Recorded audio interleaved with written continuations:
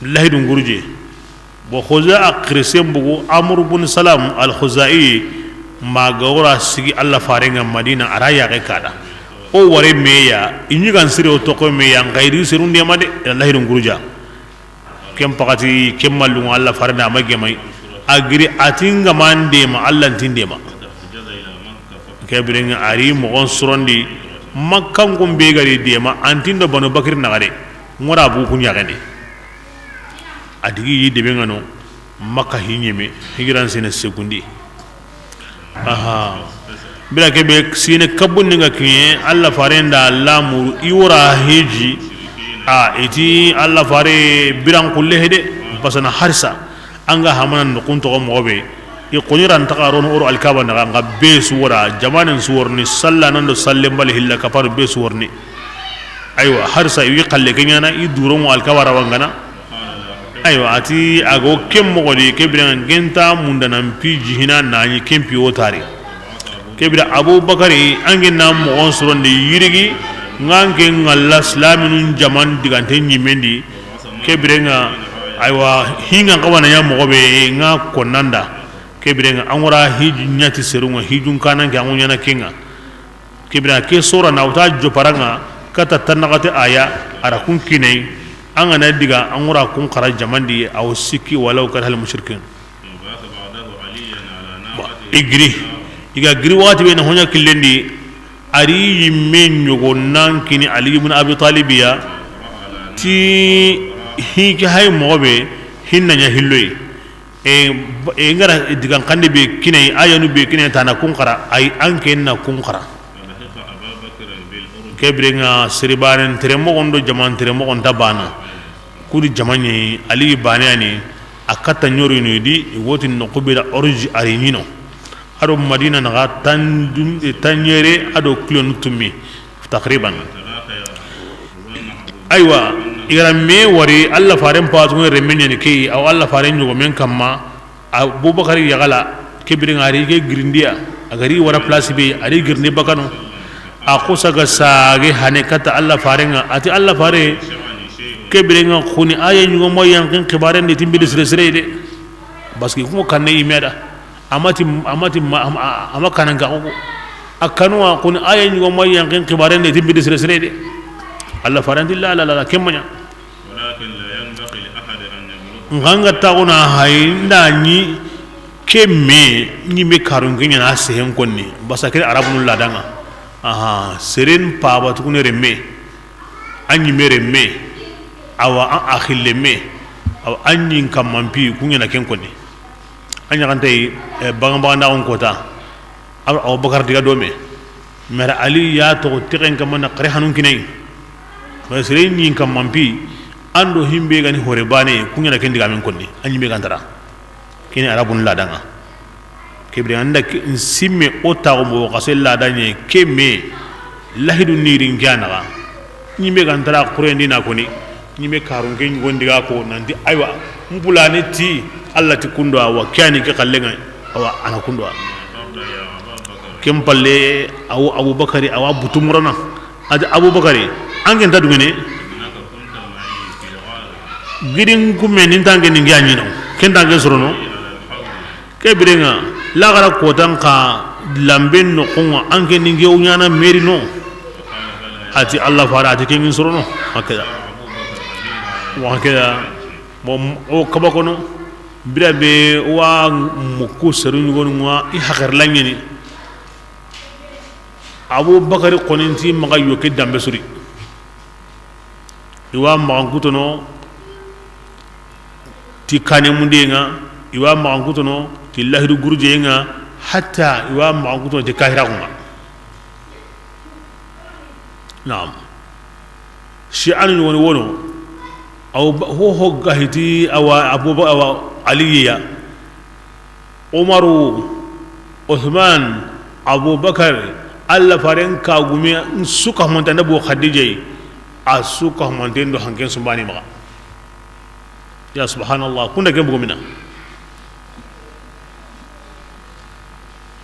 mo sha'anu ngani hoyi tawran gabe ne ho bure ngidi ho naganu ki ngidi kundo islami jaman kutungo me kitana bon hon ka gana diga no ko no asu yugo warni lengi jamane ke iwere la budda ko diga kiye ko bure ke walidi himbero jaman go me kitana ngana walidi kibra lawundi den sirina kama sere o sere an gana abubakar to bure mugu sere o sere ya ma Allah farin sahaba o sahaba anda to bure mugu sere o sere ya atul laysa min ahli sunna wal jamaa sunnan dunke he jaman dunke he shi an diga mo bure be gono kenyen ali karamallahu wajhahu Allah farin da sallallahu alaihi wasallam aju ali adu suruhili takengo bonan kende an konnana bure a takengo bono an kanona bure kana takengo bono sere benugo sahaban suddu katunu na sulla qoso na suka na hoki sudangani a konsu itakengo bono ba ila ali kanuma go dangini i wonu ngono yimme kunti hari ayam pasu Allah farenga ti jibrilu samana wahyin gina Allah farenga ya subhanallah aminu samai safiru rabbil alamin ken wa sama an hada yuaddi ila al-kufr ken wa sirina kahir nyime abu bakar ka banganta newde sere sugar abu bakar sahaba on qatabane on kahiri sahaba ndi jama ken kan akenya sibisalte an ga ho hi sahabai antanya na kahiri an ga abu bakar ko ni hi sahabai durun an na kahiriya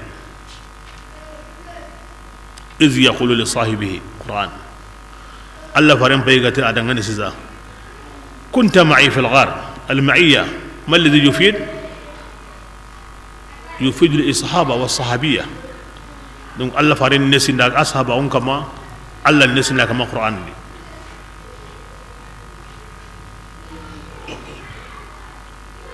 أنغني شيء علي قانو مو بيغا لانا غانغرا صحابة باني بيغوتاي أم باجو بونو الله فارين دي صحابة نسوك هم تندا أصحابي كالنجوم بأيهم اقتديتم اهتديتم أدينك صحابان سو أيون دا يغري ألمن دا قرسي أسون كانني أسوقم سانيا أنا نيغدا هوي أو كاندي أتا سوك هم دي خلاصين تبانديني حرا غاندا أودي كاني ميكين الله abarajen takingene ke sahabanu mude tagande yille ma mude bane tagande sikanin yille gande ken kina Allah an ken na uhudi gire me kan kini abarajen ta iran ken yille ne baka mun sabura isahaban su khalasin tayne bin Allah farin di tiga ke mogodi aya nun dangi sisa himbe nu ga bagam na ko himbe nu ga ni jati kinu ma sahaban so kendi iya he so maka ken an ken kalene mani kendi يا صاحبنا أكيد الأشعرية كنت أني نلقى هم بيجا ور إيدو مينغا أني نلقى أنا توسك هم دي أنا بقرا كسر مندا سودا أنا دقا كل سر مندا سودا كي جون ينادي كي جون داري أي كم تام مشكلة أمرو كرا كبي كوني بن عبد العزيز كنا يانغ لنا Allah ringe kitelli ga ahru joyen ta kama yadi ndin nenen ka hana bitirne ta diga menga asu telemunde asu bola kasre munuta su diga mo sire munuta su kam de kingen islamin wajibin kingen ogu aqidan nahnu al-ash'ira ali kan mo be galanda adaro dara mo be galanda ngabari kenta diga dinanda anna hokko sahaban kutunda الغاية لا يبرر الوسيلة نعم من دنا علي دركوندا نعم مكين دا دغان ناندا أن درمو يغونيا هيمبي حرام تنغان كما دونك صحابة سوغونو بسري بلاسيني بسري دامفراني هو قلنت هو قلب بكانو درمتاون سو علي دا كلنغاون سو وادا ara baga fatima kagumenye ne ara baga waso yi hasan da husaini habayani nga Allah mati ali haqqendi ti ado Allah farenyi gidin kumendi la Allah ma kriti sahaba besuri place ngeni besuri danfaranya ni ali ni honsi abu bagari me mayidu haso ali ya ko tabane la imana qibnum pay ari tarikhunum pay amidu hasay ko tabane dinan kanan ka on kenni danfaranya yi adin nan pasu hulani tabana bo shi anun dike ya magem abu bakar mai gan sirin yana dinan kanan kai na ali tono ke batati Allah farenda ali ya koy ada koy kam mo modi himenu gara abubakar tawon ndi ali me takaw kendi asse ngadi agolle ngadi ke bala may tawon ginde agara sere ko yi la samini wala sere mundu ila ke mbugo mina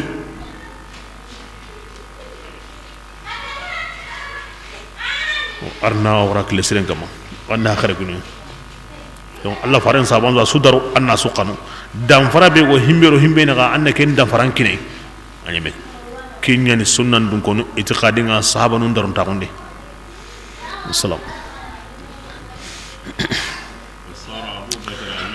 atike birenga bo igara gulle nyam go be ahaki ba iwoki hadise konni na kupa na yila seren koni kan takana Allah ya honsu nyana ati idiga ke mo odi al abubakar sagerini abubakar gulle nyamani ya hijun kananke aliyu golle nya maniya aliyu golle nya annage hamunde nandiga aknyandi alladi farenti bare kahirin ndo ila hidin suya anya ke mo yadi adi gebrenga aywa yomu tarwiyan kane ti kota bane yomu tarwiya kinyi banan sego akane ti kota bane kini banan nyero abubakar giri makka na khutuban qara aywa na hiju mogon ko kenni mani kumbani golle ngo jopene ora doro kumani halle ora doro yani na wutu hiju golle na su koni serunda kinni sunna nga banan nyeru donc hiju nyaga ko ni besura khutuba ngo karne anya juma yo amaya juma yo sana nga na salli donc khutuba ngo karne alkaba birakirno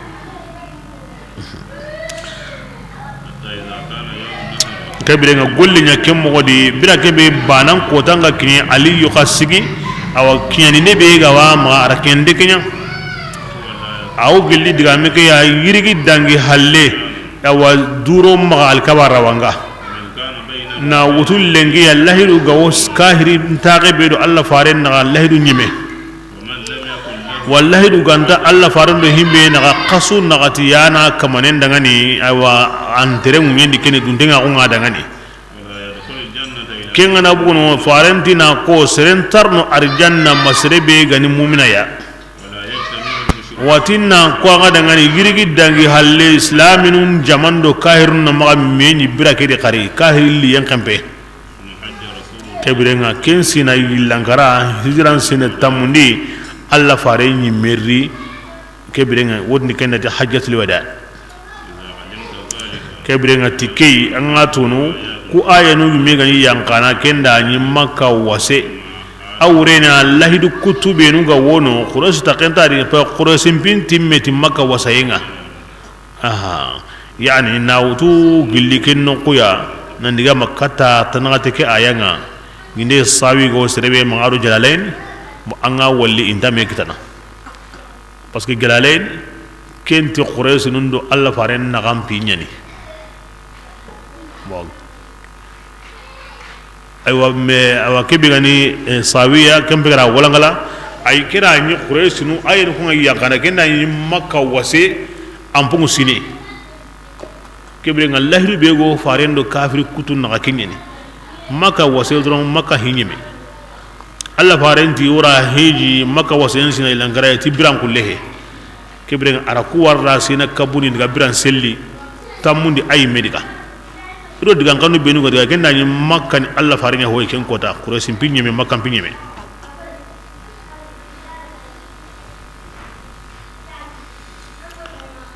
bismillah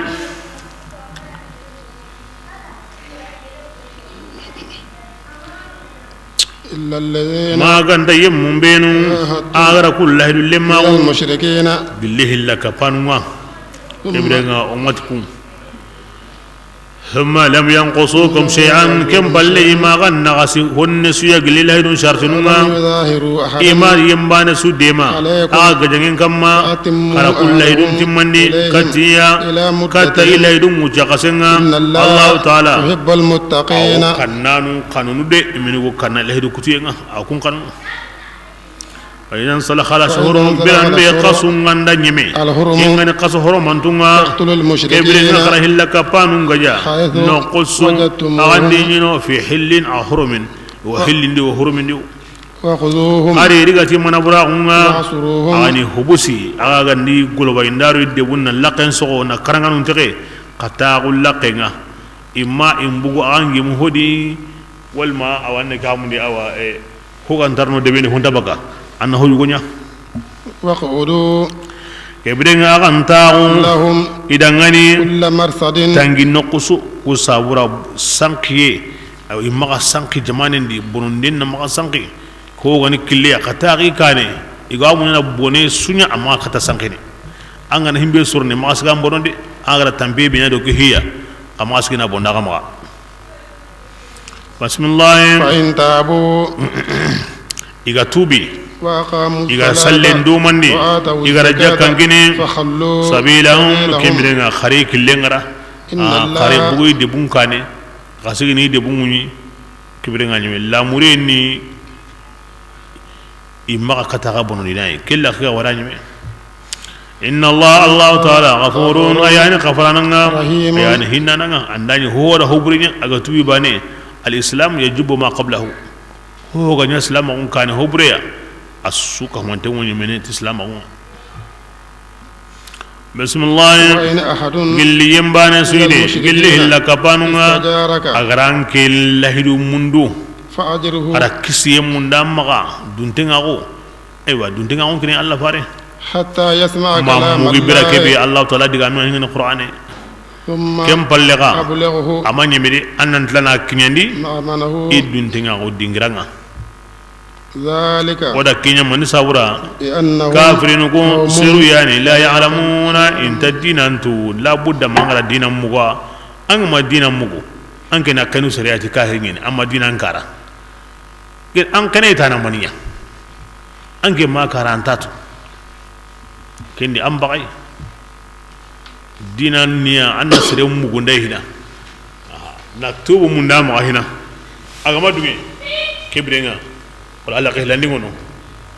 o gemme mani di kendi anga ndangena islamiya anna mani kini aywa anga nati himbe anda gem himbe ni wal ma jizya ni me gani kebe awa holla kunu tan khara wono suluhu ngono kunso ko masro wakati kebe ani kebe ana kini gajangi hinga dambi kata Allah fara woro besway kenni mo ko bani bira kebe ga ande tarenga aga tago de bulla kunga ago killundi aywa ngati kuy menado kuy mani sabura de islam ko nyade islam ko ni mani himbe nda munda amma kahir bane soro hilli debe tagura o duntenga ko mundunu kebire o wa munda nalli terinke mani mena ga maga aga to na maninya kara duntenga on kini yayli aga ni famundi kebire nga ina sage o tagan salli an tubi Allah ni bane Ahmad na faringa igara famu hari gama famu yimega aga ma gemari itan dangane sigi olli terinke duntenga gonya mundama hara aga ma me kitare de an wajibin ne anna bugundi maga kiyen no ko ay mega tiketa hundin kitana so galo de wala lam gosri awtini har hankinga na sagandi adigaro no ko be hangen kare ari aywa harsa to ala ma amanihi dundinga o kasebe ga gine nan di anga na kinye tan tahilana ai makamenda sagandi ma kanu hoyo asage matunu asage hara ganda sage tagabe ko ala ma amanihi dundinga o kasake wa ma ga kinye no ko ay mega diketa elle kanem buginga وكسو من كوين الإسلام أقول أما سانك كهلا غلوين كمالا كلمون تاغو دونتين أقول جوكو سري الإسلام أقول سانك تكيني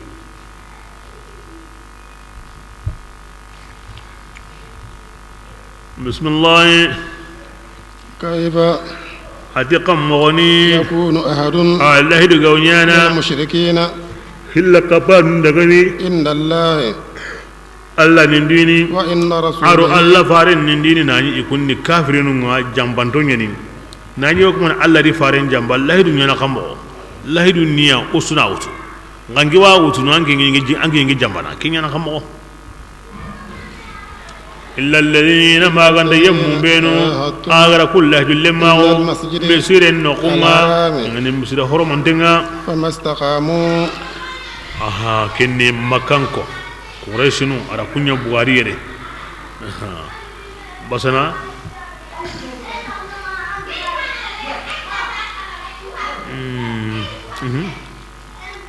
فما استقاموا kebirenga kumpinne dumene لكم aga dangane lahidunga aga فاستقيموا imen dume lahum awa ida aganti awan sigi idangan lahidunga nani yok nani mo gondi kharani mo gondi inna Allah ta'ala yuhibbul muttaqin wa alla kannanu munda kubinu wallahi timmandini amma an ganda tunanti ila lahidun bonandi fambizi ilaihim agasna yabani an min asirkatiya بسم الله كيف ati kammo in lahidun gawnyana وإن idangani يظهروا عليكم inda kita لا يرقبوا إلا inta mare magu tangini Fiikum an musliminu de wala zimmatan inda lahidu tangini agadi de inda kita iwaga torno toran kepansuya yuradunakum iwan gundunga yemundunu بأفواههم tira kampan kumbaniya وتابى la قلوبهم isondum barahon suka homontenga ina lahidun timmandi وأكثرهم iwo gabenga fasiqun فاسقون dinan bakanu ni lahidu gurjanu ni lahidu gurjanu ni fasaqun kunyu اشتروا ikunda ثمنا jongo haramu بآيات Allah الله ta'ala qur'an ayanuna قليلا haragabe ila nanne ke sugandi fasaddu Fasaddu kesawura ila kumun kaba an sabilihi baka dinan killenga innahum annatu kusaru sama hom bono kanu iganya igo ya'maluna ken gollini idange golle لا يرقبون adi kafirin tatangini في مؤمن mu'mina o mu'mina de إلا mare maguya ولا ذمة wallahi du kaceyade kahiri وأولئك ammare menni mogo an sereni mogo andu kulagaya ahaminda mare magui anan kenya maga ahaminda Allah hidu anan kenya maga ihamintanga ulaika atikahirin ngahum kunti yani yadan tongade فإن تابوا idan kesude inda tube وأقاموا إذا الصلاة صلي وآتوا إذا الزكاة جكني فإخوانكم هايغا قصغا يلكي نانيغا اخنو في الدين ديناندي يعني بونين كمباني كايراوني سورة ينقهنا كمباني اسلام هايغا دي بيغو ينسو كمبا غايغا نتوبي ننصلي ننجاكا كبيرنا تاقصو يباني himbega wando serena ago sare hawe kemme wagaro menaka ani akhbani bismillah ونفصل أو الآيات آية نغلنا لقوم سرودنا يعلمون كون غواتو وإن نكثوا يلي غند الله يدون غرجا أيمانهم أو من بعد أهلهم إلى يدون بالله وطعنوا كبرنا إهايغا سوهني دينكم أيوا دينني فقاتلوا كبرنا كاكرني أئمة الكفر كاهر نيومان كون سوكا مندنا إنهم أن دو كاهر نيومان كون الله يدون تا لهم إذا غني دي لعلهم أو سيني أن يومان كون كجي ينتهون حلان كون تمني كذا بس أنغا كتا أو يومان كين كجي حلان كون تمني aha kebiranga na kahirawo kahirinu na islama gon boti buru na dina boti buru aha na islamu lebu na dina nun lebu na ikanan ko lebu na ibati bo lebu hatta lebu nen kiyen lengi Allah farini me donc kinin kahirnu wal qasini الرموز hulani ni doru hulani wo doru hulani ni kiyaye kebrenga na gollenge mundi kulle bundendo ibbe gondenga bos laminun kiti hakango himbedi keni kiyaye anga ne kemgono ni kuma na lebi maka kemurni mani kumbani halle kenya ga to sellanga kebra halangolli ni ken daro kammo parce que anga di abubakar ti islamin suma diga ngorengeni ali ti islamin suma diga ngorengeni me anga ali bego man abubakar bego na kenya saha na kengara anga na di ken himbe gara kenya waranga di ali ti ke joni ma abubakar ti ken joni an se heymewa donc ho gani dina rumuziya atwana qore abatana qore allan kanana qore ad kharamo qore awwal yu qore ken sulle bunde ken sunni ta'nan fi din parce que kun tinga ndam islamin magabane kebirenga le kin hujay nanga na kum bugul laqi ni tambu grey ni la qoso ni boti buru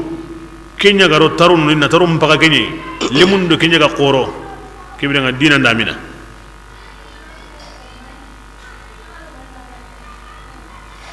kebirenga kingo ko mona nyande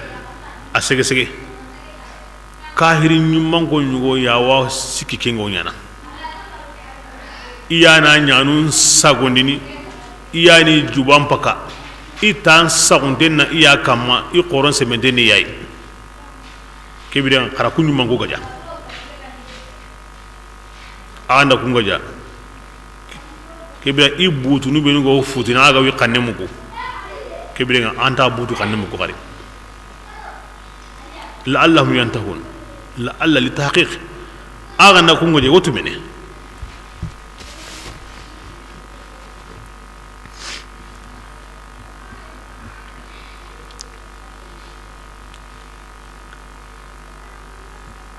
إذا حرية تعبير كاهرين ويلا كم بكال فارندي ها na koni mo be galada mana dese mo be galada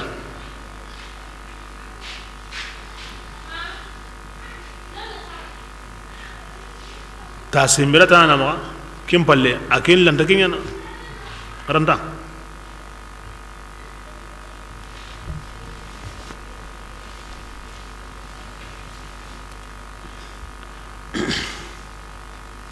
randa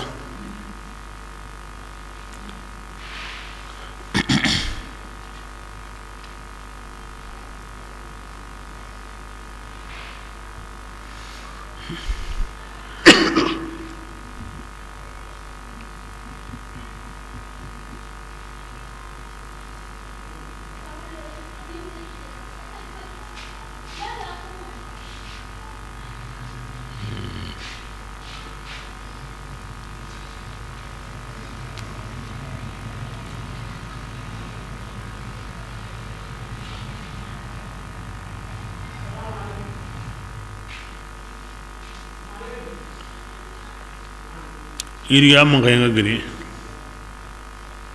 era pomoré bien France Charles I menu de mame kitadi no himenu ko tara ngare ila humma ngoto tikeni an kamni ihanatul hurriya tima mon hora gullo dum hora wonna nga wadarna kunti dalla ke ihanatul dade tikeni awa hurriyatul ihanat إهانة الحرية بدي حرية الإهانة بكيك هانا نيانا هورا عن كنا كني سرين أنا سرول الله هنقول جميعا ده ونا هورا عن كني سرول ما كنت جميع كين عند جميع سيجي كني كاني بك نسيجي كين كاني كين موري تانا هورا الله حرية الإهانة عند جميع إهانة الحرية عن كانوا جميعا وغاني غاتيرو الديمقراطيه غوسكي هينو سكي بكما كلهم متناقضه حريه الفرد حريه المجتمع حريه التعبير دونك كل هذا متناقض رباني متو بان بان غرجانا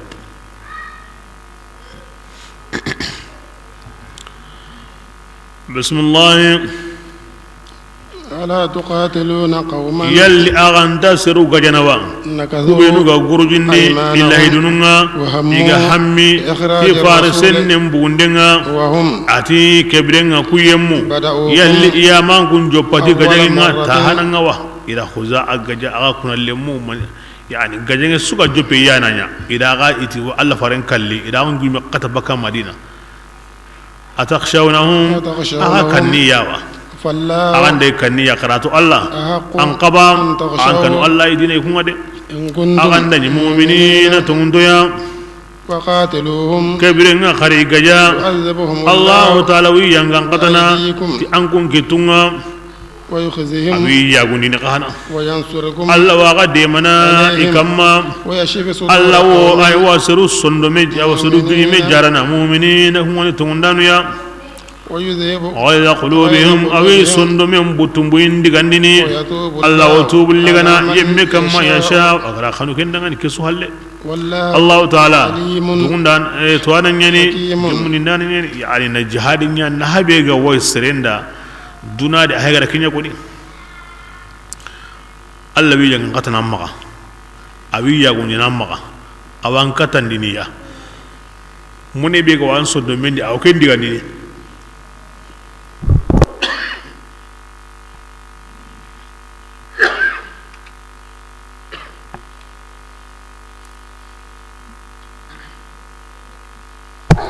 kem balle an konne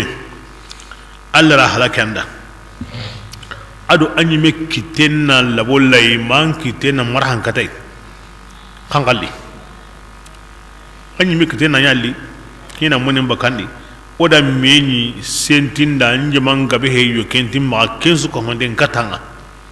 on kenyalli dinanta Allah na nya tiduya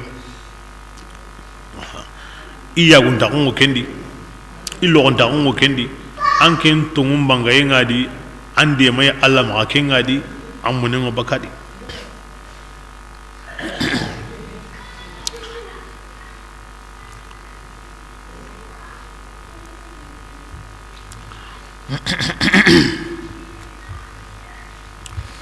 bismillah أولا حسبتم يلي أنكم داقيقياوا أن تتركوا نانت ألا ناقا حينا غطغنونا لما يعلم الله ناني ألا ما الذين يمون كبارين بانغان دي كمرا جهادين أنكم دي تخلصين ولم يتخذوا وليجا ناني أما يمون بانغان دي كنغما أيوان نغوكون اللمة تجي من دون أنكم الله أو سلام نيدي أندبقو الله ولا أدي رسوله فارنغا ولا أندبقو المؤمنين مؤمنين أنتا تقنو دي والله Allah yimme خبير himun den to anan ngene bima ti hoso ta'maluna. awo kengolli nga magara bangandiya hulani o watina jihadin ya akenda nya koy ogara ko mobe hulani o gati islami maga inno ko ne sere suda maganda Allah di faranda mu'minan hulanda kenya hulani ma jihadin ya ko mogara ko mobe hulani min nyangundo akaranundo agunde kon lemanu kumbiti Allah di farno islaminu on ko mogara kya bangandi Allah ko ne wato nga mogara bangandi serunda himbe gani himbe walam yattakhidhu min dunillah wala rasulihi wala almu'mina walija Allah yigara farendo mu'minun ka iduyere parce que Allah yani farenga Allah makkate na faren palle bo islaminu nyani farenga sema faren kita hina ma andu ango islamin jama batte ango jamandi angara jaman sori anime ambugo faren batte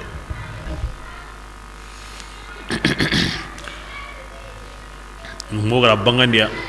himbe gani himbe nimba Allah yimme ko ne khabir bismillah ما كان amanya agam paulanda illa kapang dangani يأمروا مساجد الله إن الله مسيري أيوة إن كن كوري تتاوي غادي إن تقبل تاغنو إن تقبل مثلا نو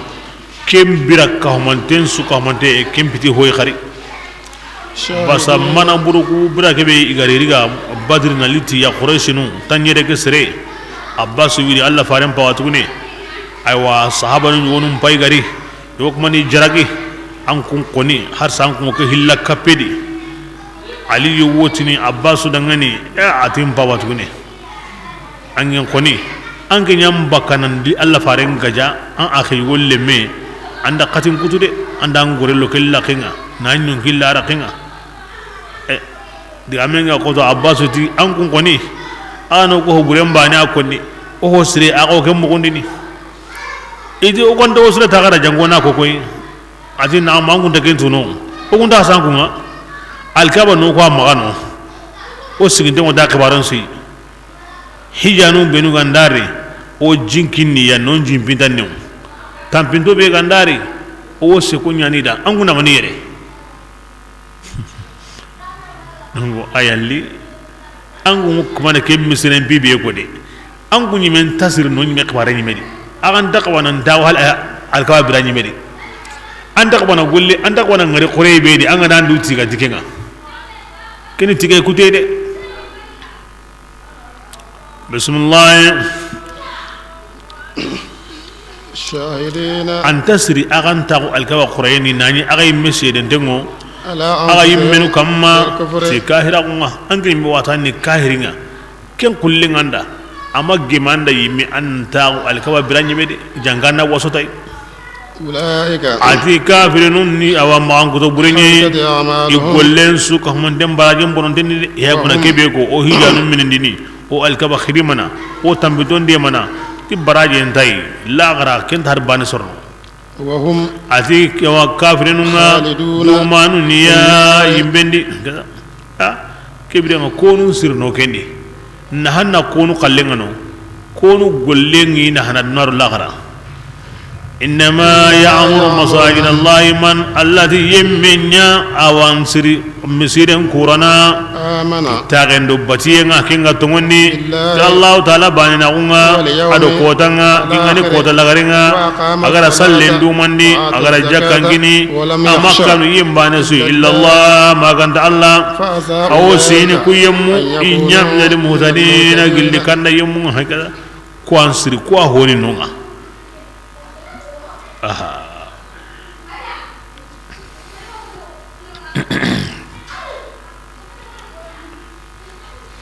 كين هسرني غاغنداني عن الاسلاميه يمبر غانيبه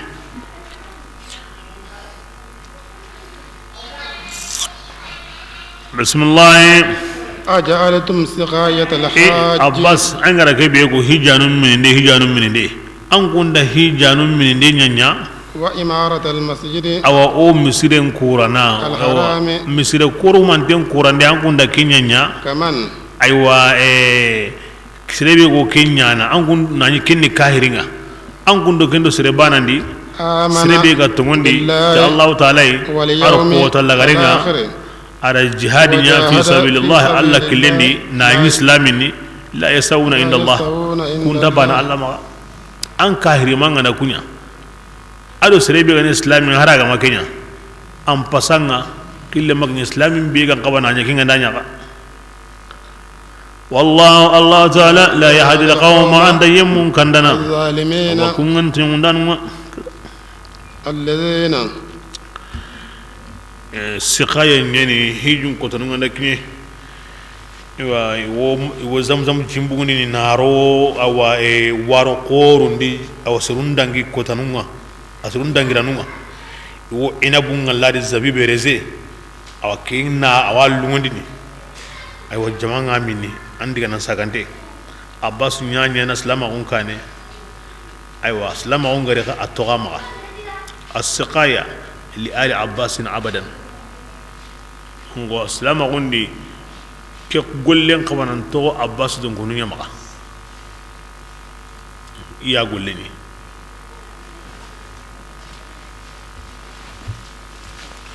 بسم الله الذين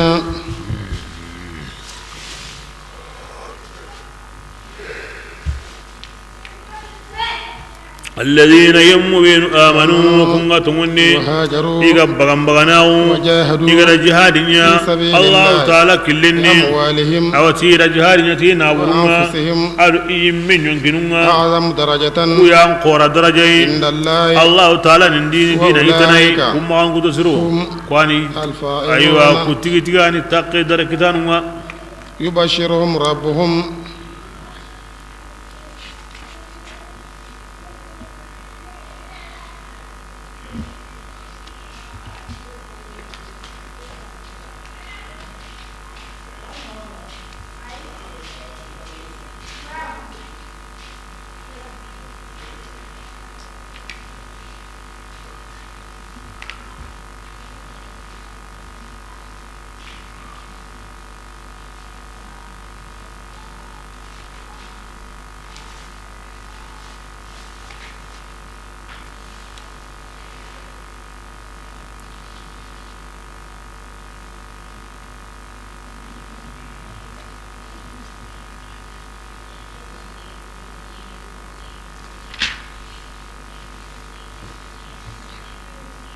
bismillah يبشرهم ربهم الله كو كمان و إن يغالينني تيهن يا قلي تنقاقونا أرو دمي قوريا أرو أرجان نغوريا لهم نعيم أيواني مانو إدانغاني أرجان نكري كني ما دومان تنغاني خالدين دومانو نيا فيها أرجان نكري بدانو بدانا الله تعالى براجواني عظيم كن قورني هكذا هاجروا وجاهدوا في سبيل الله مهاجرين سوكدي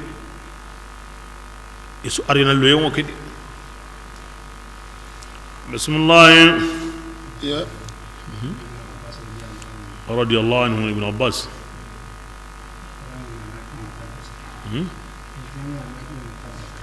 جمو دينغران بينو غني الله سبحانه وتعالى دينغرا سنوا نكون دراندارو dingara sennen daro mo ayugoni na atanga mimma lam takun lahu na tanga hom maganya dingara senne ke di agama tagi ken sabura kena tanga mo ngoy koy nan tago dingara sennu ngana duna masalanya ama tagi kenda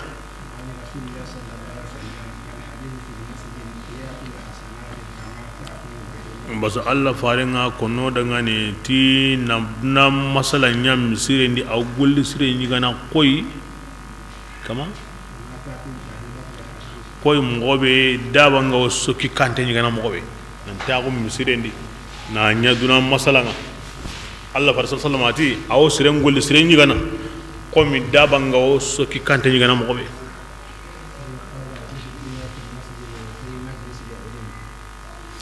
iwotini ke me serebe ga masal na misirendi makaralanga ado hurem payu saka ado qabrun kanga ado salli qiru waqtinga ma qur'ana qara waqtinga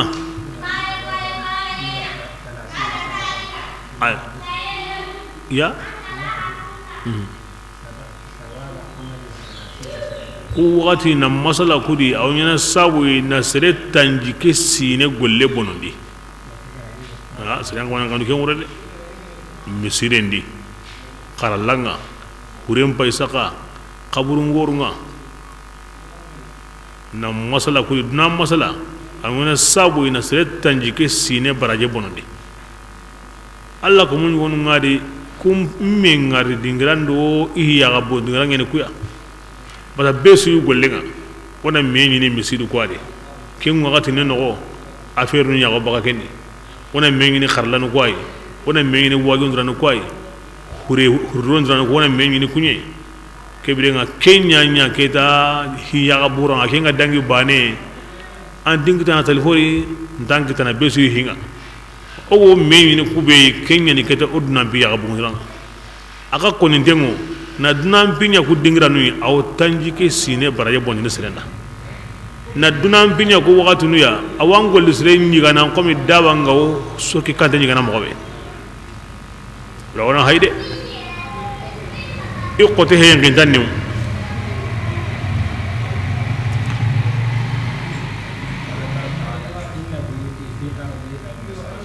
Allah subhanahu wa ta'ala kompu bega maga imunye kede kenya ni misidunga kebrenga himbe nunga wodi gana bunyi nkara kebrenga kunya ninka sigindanuma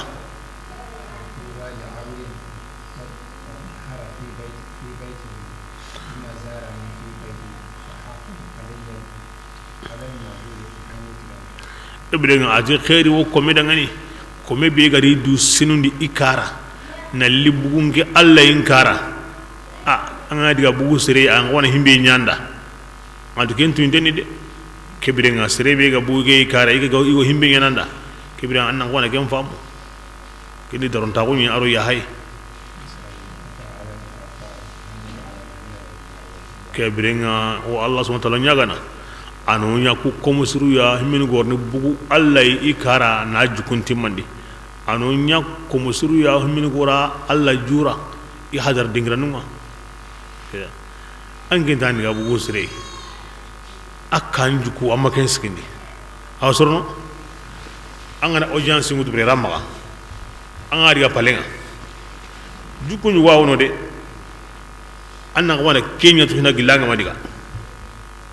anogu bismillah na ke salon yadi banga ne rano anga nyana kundu ya ngo tawono kundu ya ngo gilli kundu ya anga makento ana garba ngano aya kan tabaka de misali wurunde mo Allah yada nan wora bugo serebe am gontu hina mo be gallada Allah gari mo kanda angana diga bugo ke ko ni in ihinno kununga ma ho ho nya maganda Allah hin konne dunam bi ngoni kem buga de pep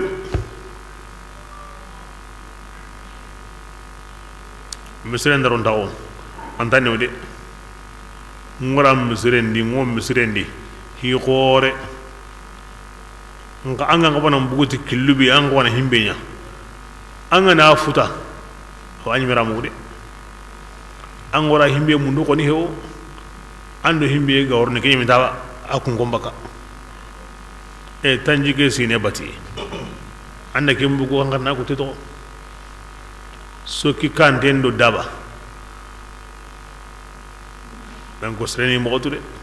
angoni ga diga an sallenya an nan zikrinya ma Allah khir hohodi iya sawuni du mundu mo ko nyugo ni lenki to halle hayya ala salati hayya ala falah qad qamat salatu li nyorokenga haram kabare ngana Allahu akbar assalamu alaikum ganda kuni bane giranna ndiga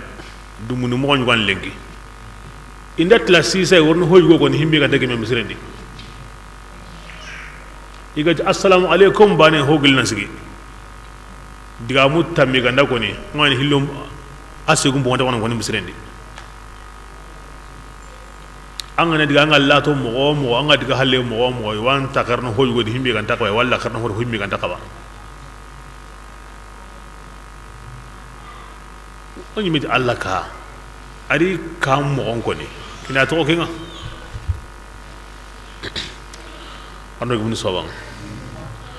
bismillah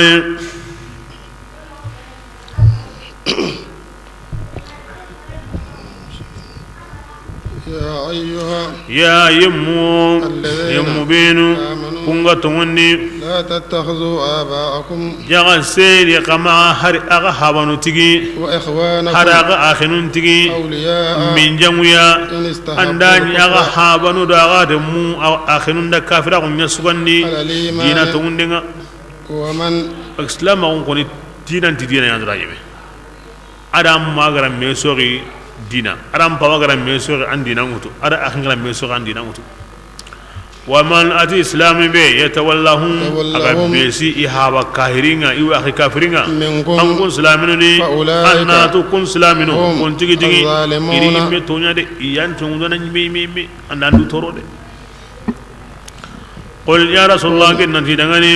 in kana aba'ukum wa abna'ukum wa ikhwanukum aga akhirun ngandai aga yaqunda aga kinanun dai aga haban kanya gandai aga naburunya gandai aga naburu benu gollini kita aga jagunya gandai aga kanna kun jagu sontoyenga ta ku kanunya gandai kun ta gangalli aga dangani ko andai igan kanunta katangku islamiya dina alladhi faringa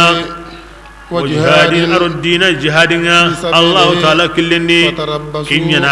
aga ta ko sabuda na jihadin tono na bagamba na on tono angara awa amma wutu walla ndam pawa wutu mandan lemen wutu mandan kina wutu mandan nyake wutu mandan pawanga wutu mangoliranda na burenda ngui kompe anda kinya wutu na alladhi farin tono na jihadin tono وتربصوا كبيرين أنت تعوننا هيا نيا مغبي حتى يأتي الله أما الله غري بأمره تيجينا كبير أنت تعونا ميهاي أنا يا مغبي أو بكاسرة هذا تهديد ولكن بود هني كانوا نيجي نام بقى أغنى أنغرا كأوتنا الله ورا كبير أنت تعونا هاي كورني ما كوتنا الله ورا لا الله وسنا كورا والله الله تعالى لا يهدي القوم أن يمن كننا كم من دين بكاني كم ورني ma kampe islam ma nani ku yugo wanyaren kane dina Allah di farenga nani ku yugo kanu yenga ne dina Allah di farenga nani an ku yugo an kanna ku yugo da dina Allah di farenga kebrenga an ne islam dambe su an to yanti fasik mangar Allah di farenga wutu dina kuy ni kanu dina kuy nan kanu i wure dina kuya kebrenga an baka fasika wonde agar Allah di farenga wutu ken jihadi wutu tenga ma bismillah radiyallahu anhu bushra bushrati ila Allah faren ngari konkondi Allah faren ti danga bushra anga tu himbe sabuni bushra Allah gara ngurgi ammille men su kamundi wa inti Allah fare to ngenta kentu de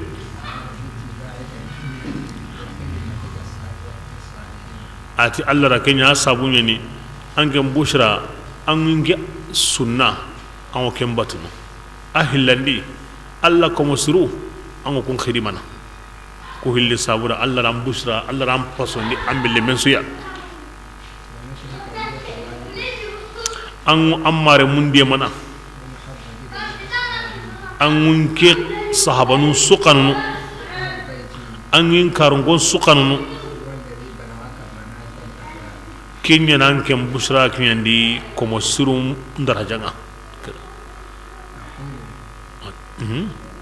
ege wotini kanu ye kulle kini laga khore antangu ministere dade masondon sirigumu sondon kisinde zerobe sendomi hasida untadi ndura untadi kawadunga untadi ewa woni kera sondon kisinde donc kanu ye la sire amuni kunyada kanu ye mpokala sinte ago bate beroni kamanga kenni mendangari ago himbe nyana akaba hini kawa kunye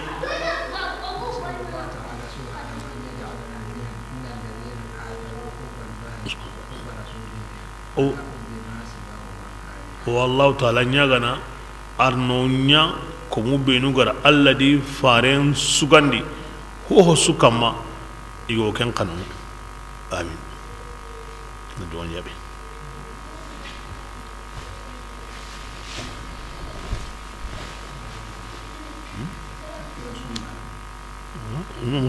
مسلم والروح وهي يقول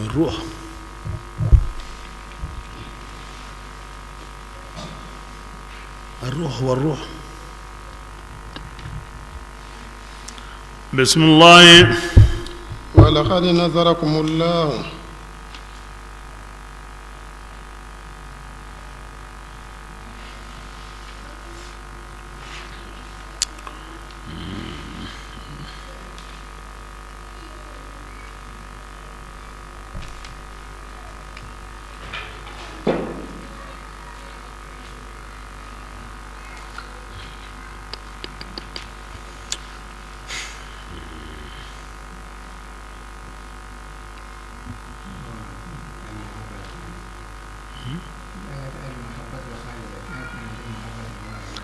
ايوه هو كوني جباني هو وانا كنا محبة الشائبة قالوا نعمي دمون ايوه يقولون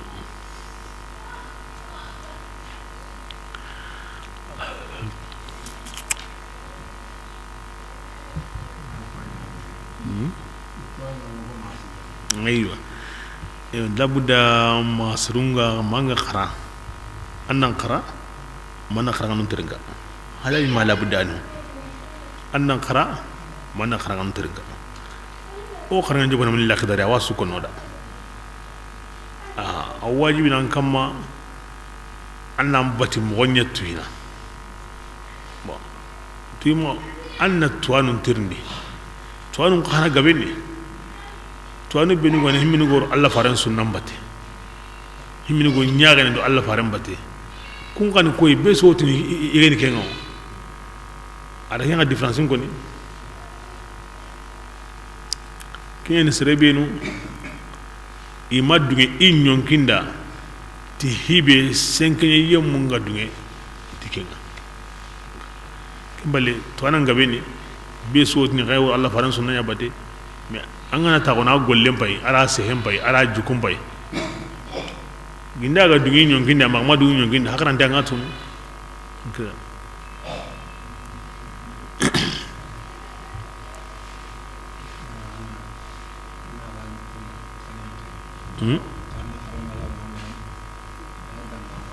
خلاص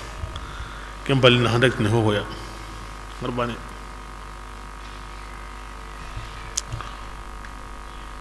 بسم الله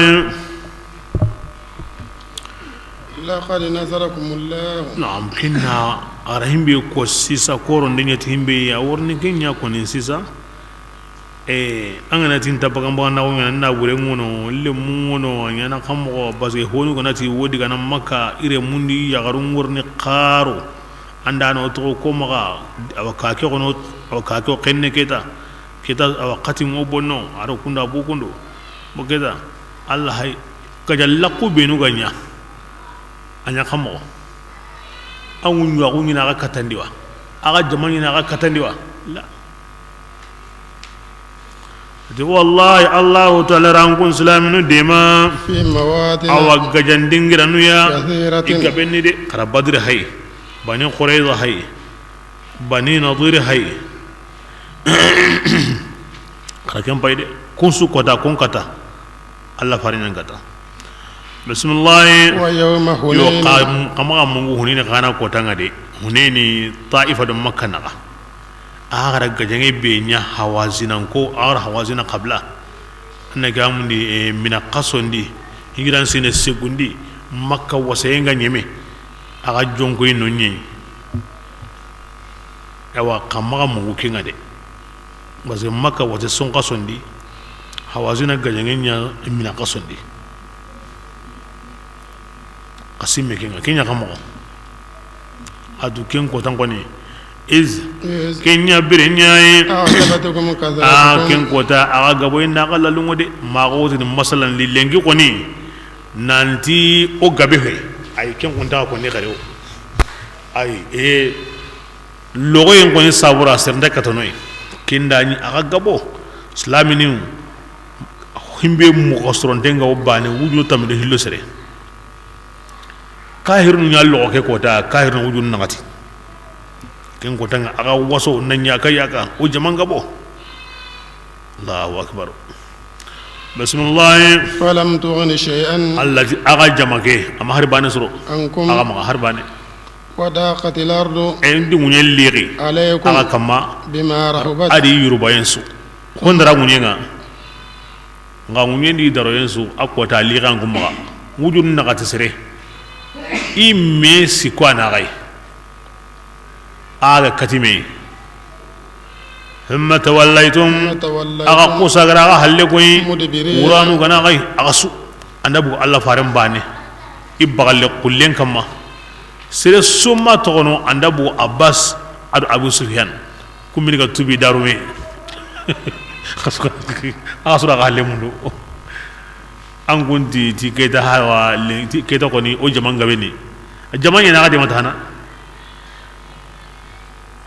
balde kota jamane na gadema uhudi kota jamane na gadema la jaman pe nkia na gadema agati lengi koni jaman o maga awa kahiri wujun na gadisere alla farendo igran gondo I hawatu kuni halle koso koso asura mundu beso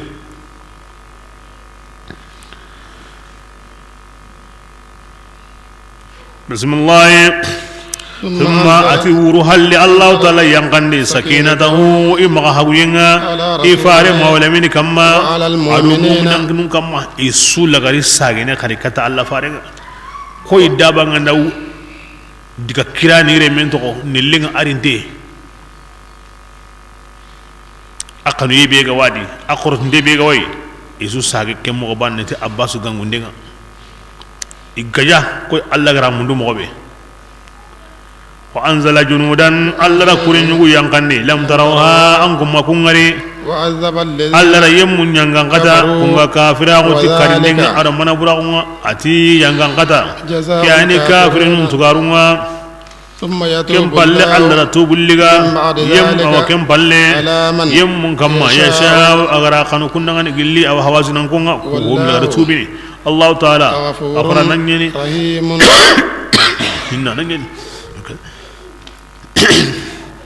wazir umagibu Abu Sufyan radiyallahu anhu aga tubi kilendi agari mangai ngasi Allah fani ada makan ko ati makan ko ati nimisu ngande sere khalle ko khalle ne halla tokendo perdindo kasara aro ko kita ga Allah tini ya hananga kempalle o ku to may ko ni tarikh ni khari ngo himbe ko nagara o gara perdi be rondi donc on a kenya bunni ma tarikh ni aga ko ni khari nanti iya na kenya Allah faringa me iya na kenya Allah farinda ko gara Allah farin kita o ko bateni maga ko khari nanti agara khairi sukana kita o ya batene o ga makenya o buyi memori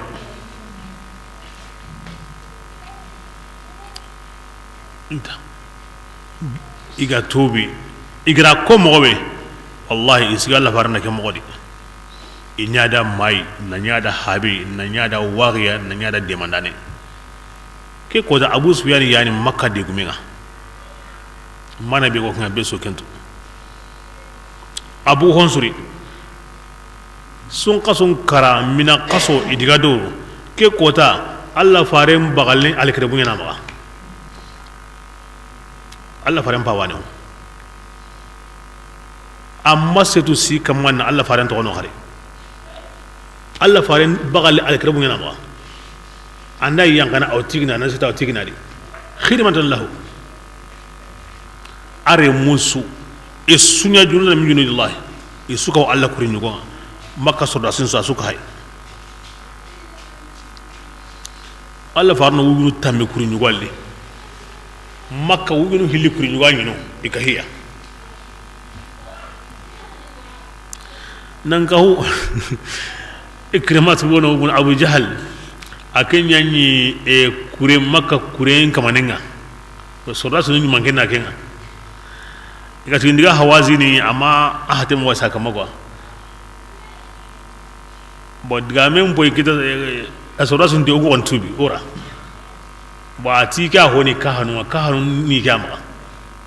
ila ka hanu to hama Allah faran tin ndiga ka hanu lo gama mana alwe iya ondiga ondare warna ka hanu kine awa jago ya an kana ni kensu ka humande aniga wuruti wodiga na parce que Allah farenti ndawar no ko suina kari la sama ngara ngota ko be ganyade ay mediga ala lamuri wo hangen kutana e garo hure be hangen gidi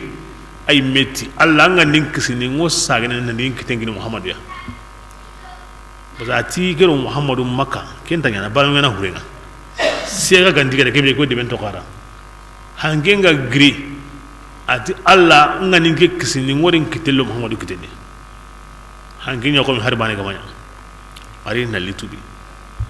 ba kenzu ko hamante ka hambi maka en gire Allah farentina luwe amaga ma an hallo ye ndiga na linare warna ka hanu kini bas kan ta mun maka en gire sodra sin kanange aro jamanen kanange wo jamanen kanange na Abu Sufyan yayi donc da sama sodra sin suna kenya marandi nganta mun maka en gire Allah farna ke maka en kare kundu فيما بعد يسوسك الله دا يسوسك دينا كده الله فري متلي منتاقون دو مغو دو أهي يغتو ينغا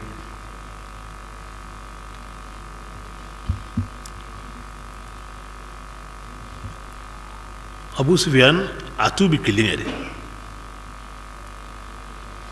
abbas kinna sabu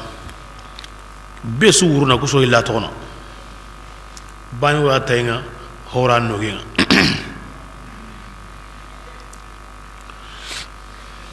abu sufyan hawani aw harsiya harsu hawani abdul muttalib ya abdul muttalib ni alla faren pasu ne ay akin kismani kinga kendo alla faren pa wa habe abbas kana nam akismani abbas kana iso meini kini akismani ita jamanga wuru abbas kanenali anga kanem ko kilonu